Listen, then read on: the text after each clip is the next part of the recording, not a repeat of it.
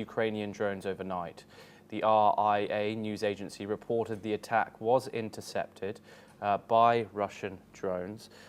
Glenn, what are your thoughts about the escalating tensions here, the escalating hostilities, particularly by air, in regards with this backdrop of this big meeting coming up? Donald Trump has been vocal, especially when huge civilian casualties do occur.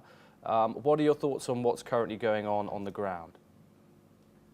Well, I mean, yeah, on the ground, in the air first, Yes. which is it's really impossible to actually to tell, how many drones Russia shoots down because there's so much lying from their side, um, and uh, and when you actually see that the results are there on behalf of Ukraine, maybe hitting a factory or hitting hitting an energy facility. And then Russia says it downed all the drones beforehand. So it's very hard to take them seriously. On the ground, things are not looking good for Ukraine at the moment.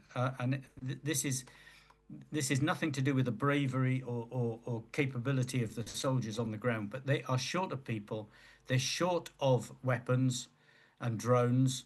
And frankly, the organizational management of the military at the top level is really, really poor.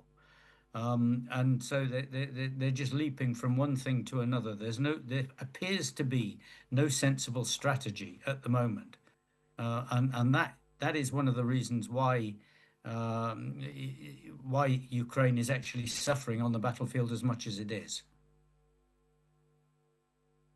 We have some further developments from Europe, Glenn. We have Hungary's right-wing Prime Minister Viktor Orban, who claims that Russia has won the war in Ukraine. Orban, in power since 2010, has been criticized for close ties with Putin and opposition to Ukraine's military aid. He refused to endorse the EU's joint statement on Ukraine's right to decide its future.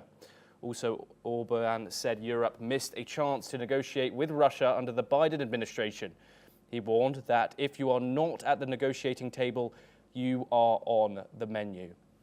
Glenn, of course, Hungary, a member of the European Union, most of which, of course, are part of the coalition of the willing and are staunch supporters of Ukraine.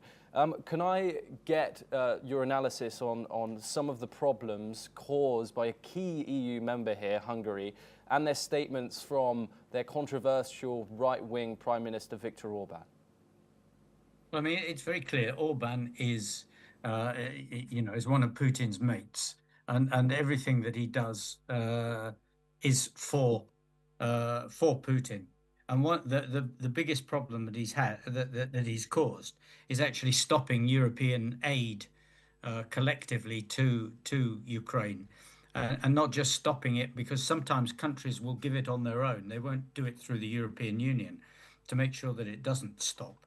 But of course, what Orban is doing is delaying, and it means and every delay costs Ukrainian lives.